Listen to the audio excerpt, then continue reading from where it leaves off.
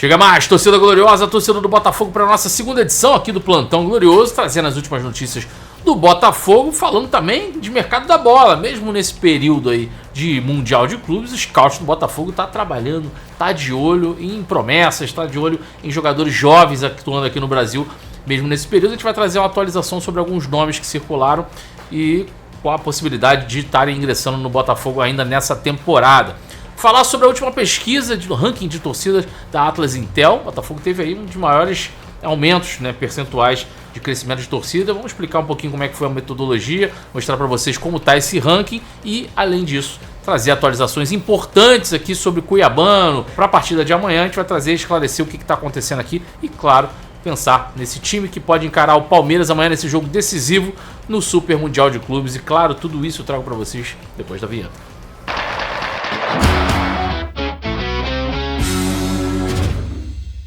Agradeço demais aos mais de 133 mil inscritos aqui no canal Gigante Glorioso, rumo aos 134 mil. Muito obrigado a todos vocês que comparecem diariamente aqui no GG para acompanhar as notícias, os nossos debates aqui, nossas lives, tudo sobre o Botafogo. E claro, se você gosta de futebol, acompanhe também nosso outro canal, Dois Toques, a Casa do Futebol, que lá a gente aborda diversos temas mais polêmicos também, falando do futebol da maneira geral, claro, com toda a pitada alvinegra, que é difícil a gente deixar de lado, mas enfim.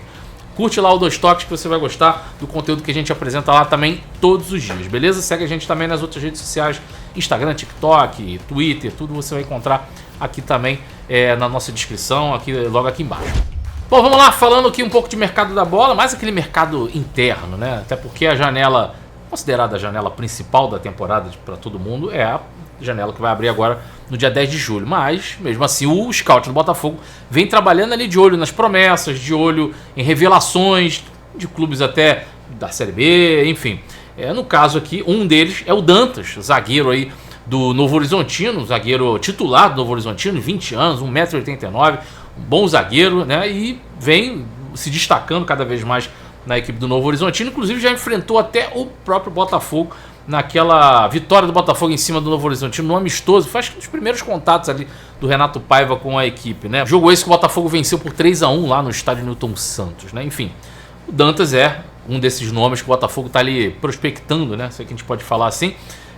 A negociação deve ser retomada aí logo depois do Super Mundial, mas já é um dos nomes que o scout está de olho para trazer para o Glorioso, né? A informação inicial que foi do jornalista André Hernan. Outro nome que esse já está mais encaminhado, já deve estar chegando em breve para fazer exames, enfim, é o lateral direito de 19 anos, o Cadu, lá do Remo. A princípio o Cadu, ele chega para o Sub-20, mas já vai ser aquele atleta ali que vai ser observado mais de perto pela comissão do Renato Paiva, é um atleta que chama muita atenção na equipe do Remo. Tem inclusive a divulgação recente agora da opção de compra, né? Durante o período de empréstimo do Botafogo, assim que, claro, o atleta chegar, fizer todos os exames, a opção de compra do Cadu gira em torno aí de 950 mil dólares, né? Cerca ali de 5,2 milhões de reais, caso o Botafogo opte ali pela opção de compra do atleta, né? E isso aí seria por 80% dos direitos econômicos do Cadu, beleza? E aí, falando do Remo ainda, né? O Botafogo deve emprestar o zagueiro Cauã pro Remo, né? Só que o Botafogo vai arcar com todos os pagamentos. O Cauã, zagueiro do Botafogo, de 22 anos, atuou esse ano no Carioca. Foram 5 jogos nesse Campeonato Carioca do Cauã. Cauã também emprestado até pro Juventude, inclusive fez 3 partidas pelo Juventude, mas agora vai ser emprestado para o Remo e o Botafogo vai pagar integralmente seu salário, né? Muita gente reclama, pagar integralmente salário, vai emprestar o moleque. O Botafogo quer o seu ativo ali sendo trabalhado, né? E aí é a chance do Cauã mostrar um pouco mais do seu futebol em relação ao Remo, né? Junto com o Remo. E aí o último nome é a joia do Cruzeiro, o meio atacante Guimeira, de 20 anos, tá lá no Cruzeiro, revelação do Cruzeiro, chegou a ficar próximo do acerto com o Botafogo, mas rolou a trava na negociação. Por quê? Uma das cláusulas seria o veto de transferência para um outro clube da Eagle. Aí travou a negociação, né? Que realmente não seria interessante nem para o Botafogo, nem para a Eagle você ter esse veto de transferência para qualquer outro clube. Um meio atacante de 20 anos, no caso do Guimeira. A notícia foi o Central da Toque e do Samuca TV, né? A proposta do Botafogo inicial foi de empréstimo, mas houve essa trava por conta desse veto, por conta da transferência para qualquer outro clube da Eagle. Qual a justificativa do Cruzeiro, né? O Cruzeiro pretendia manter o percentual econômico do Guimeira e aí ele temia aí uma espécie de prejuízo, né, em relação a uma venda para algum outro clube dentro do mesmo grupo da Eagle Holding. Enfim, acho que isso pode ser tudo conversado, acho que as negociações podem ser retomadas para o próximo semestre agora, e aí a gente pode aguardar como fica em relação a essa joia do Cruzeiro. O Guimeira, que ele tem contrato com o Cruzeiro até 2028, e a multa de rescisória dele na casa dos 300 milhões de reais. Ele chegou, como eu falei, né, ele é tratado como joia, promessa, mas durante a Copinha ali teve atos de indisciplina, o Cruzeiro acabou emprestando ele para a Aparecidense, enfim. Resta saber como é que vai ser o destino aí do Guimeira, mas é outro nome que o scout do Botafogo também estava de olho para empréstimo para essa temporada.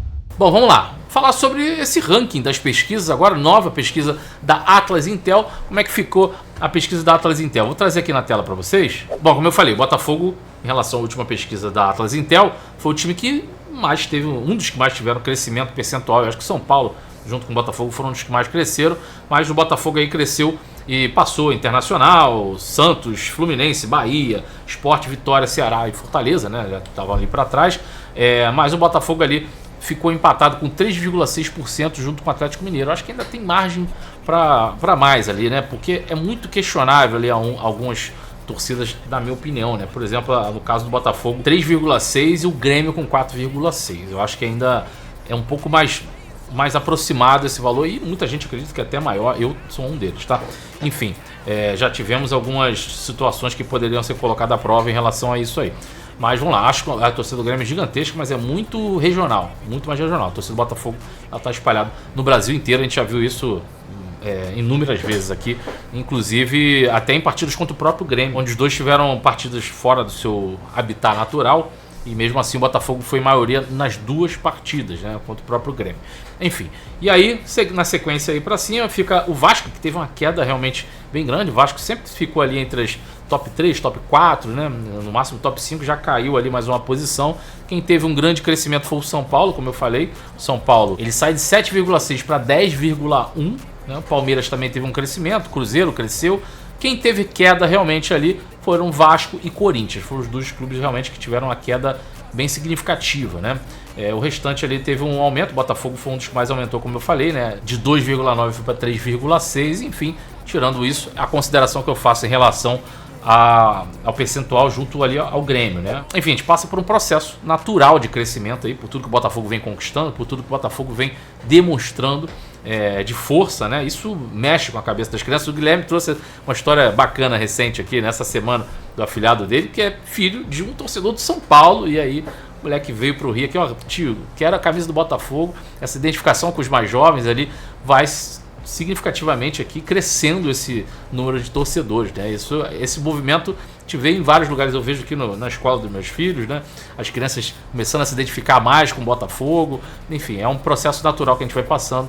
Esses números tendem, claro, a aumentar cada vez mais, o Botafogo se tornando cada vez mais escolhidos ao redor do Brasil e do mundo, né? Por que não, né? Agora, então, no Mundial de Clubes. E falando em Mundial de Clubes, vamos falar sobre essa partida de amanhã, porque em relação ao possível time do Botafogo, né?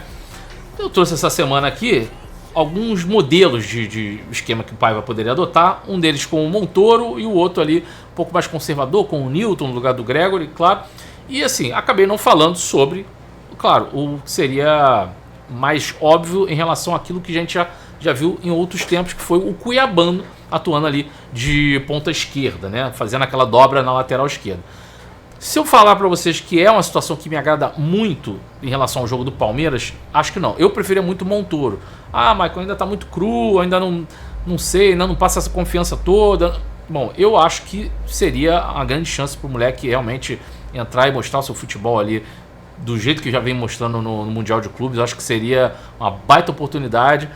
E aí, pelo que a gente viu, o Paiva já vem colocando nos treinamentos também o Montoro ali para desenvolver essa função ali no lado esquerdo. Só que talvez passe mais segurança para ele ter o Cuiabano ali. O que me preocupa nesse ponto de ter o Cuiabano e o Alex Telles é o cansaço. Por quê?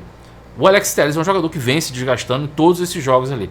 Se a gente chegar num ponto que o Alex Telles canse bastante, a gente vai ter ali quem para substituir o Alex Telles? Seria o Cuiabano, que já está atuando na ponta esquerda. A gente vai colocar um Cuiabano já desgastado para substituir na lateral esquerda e depois colocar o Montoro no lado esquerdo fazendo a ponta.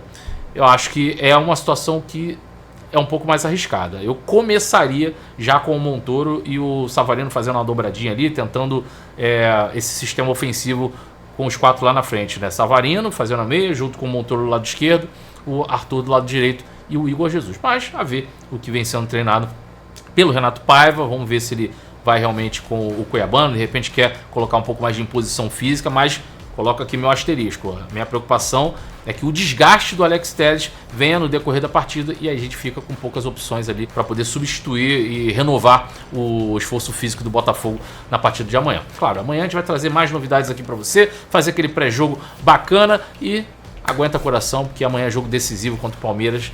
E espero encontrar vocês aqui mais uma vez no canal Gigante Glorioso, beleza? Um forte abraço a todos vocês, ótima sexta-feira para todos, saudações alvinegras.